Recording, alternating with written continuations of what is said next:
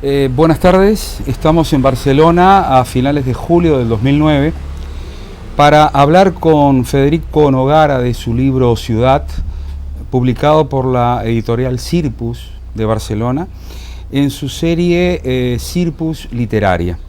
El volumen reúne 10 cuentos y fue publicado en esta ciudad en el pasado año, en el 2008. Federico Nogara nace en Montevideo en 1948 y está radicado en Barcelona desde el año 1983. Ha publicado distintos libros, diversos libros hasta la fecha. Es director de la revista digital Malavia. Al mismo tiempo es traductor, profesor de inglés y ha dirigido distintos talleres de literatura en la capital de Cataluña.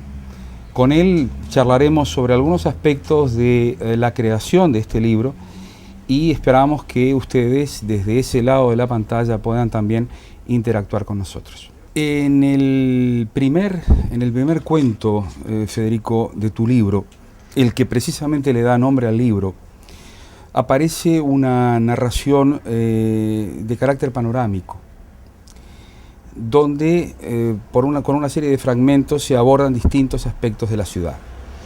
¿Cómo definirías, a través de esa panorámica y a través del lenguaje que empleaste para ella, las diferencias entre realismo y ficción que constantemente yo las he visto como lector tocándose en las páginas de tu libro? En el primer cuento lo que trato es de hacer una descripción objetiva de lo que podría ser la ciudad para cualquiera. Es decir, la ciudad aparece como un conglomerado de gente y de sucesos que se van sucediendo, que van pasando y que todos observamos de una manera u otra, ¿no? Es la realidad objetiva totalmente. Para dar paso luego, evidentemente, al micromundo de cada uno de los personajes, donde esa ciudad toma cuerpo. Entonces ya pasamos directamente a la ficción, que es una forma de realidad. El tono de tu lenguaje en este primer cuento tiene un marcado acento periodístico.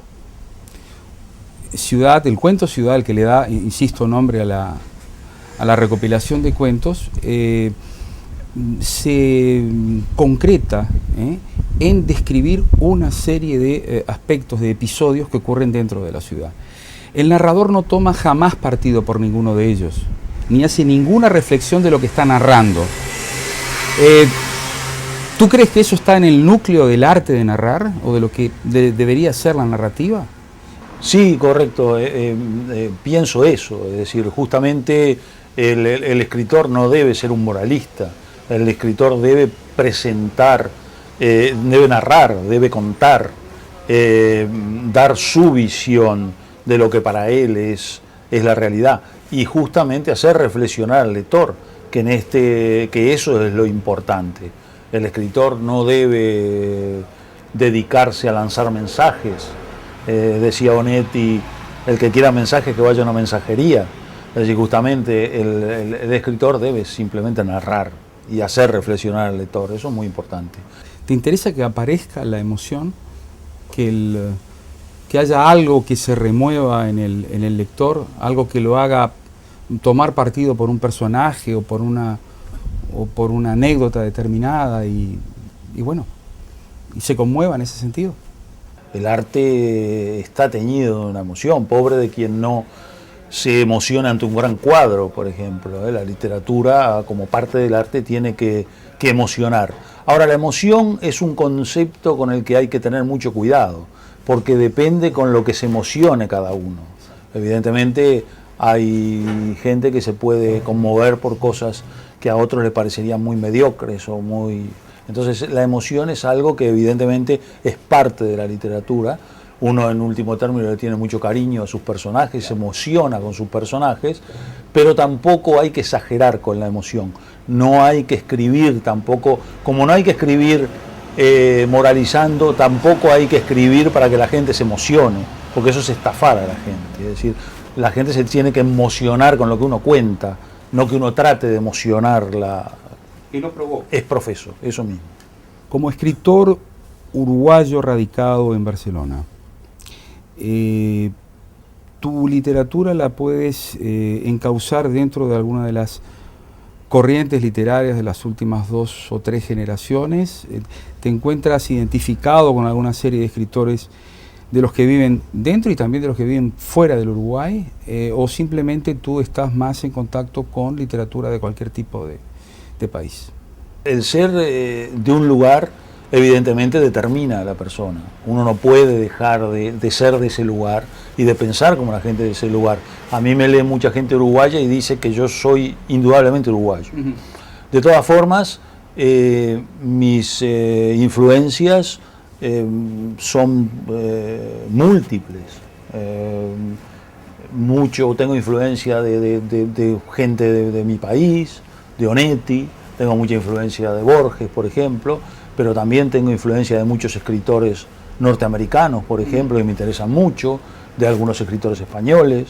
Evidentemente, pienso que en ese sentido no quisiera nunca escribir como alguien localista. Creo que la literatura es, en último término, universal, y el escritor se debe sentir universal, aunque, como decía Tolstoy, escribe sobre tu aldea y serás universal. En los últimos tiempos han surgido una serie de escritores que han teorizado bastante y bastante bien, quiero decir, sobre lo que es la literatura a finales del siglo XX y a principios del siglo XXI. Me refiero a el papel que debe de cumplir la literatura en este tiempo. Tú a veces me has citado a Ricardo Piglia, por ejemplo, incluso a Saer, ambos escritores argentinos, como referentes de intelectuales que han pensado en lo literario y precisamente lo que decía, la función que debe de cumplir las letras en nuestro tiempo. ¿Qué papel le asignas a la literatura dentro de lo que se llama cultura general? Justamente Ricardo Piglia y Juan José Saer partían de un criterio que estableció Borges en El escritor argentino y su tradición, un escrito de los años 40, en el que él hablaba de literaturas centrales y literaturas periféricas. Es muy difícil entender el fenómeno de la literatura sin esa concesión. ¿Qué sería una literatura central? Por ejemplo, la francesa, que es la más central de todas, o la literatura inglesa. Literaturas periféricas serían la literatura uruguaya, o la literatura catalana, o la literatura irlandesa, o la judía. Entonces, hay evidentemente entre esas literaturas una lucha y un choque. Son literaturas que funcionan de manera diferente. Incluso estas literaturas periféricas, lo dice Ricardo Piglia, funcionan como, digamos, en lucha constante, como si estuvieran revolucionando las literaturas centrales o tratando de influenciarlas de cierta forma. Y yo creo que justamente la literatura en el siglo XXI tendría que ser en este momento una vuelta atrás, una vuelta a los orígenes, a dónde comenzó la literatura, por qué se escribió de determinadas formas, un poco rescatar autores. Yo creo que ese es el proceso de este momento, y justamente en la revista Malavida lo estamos tratando de hacer, tratando de rescatar y volver a los orígenes.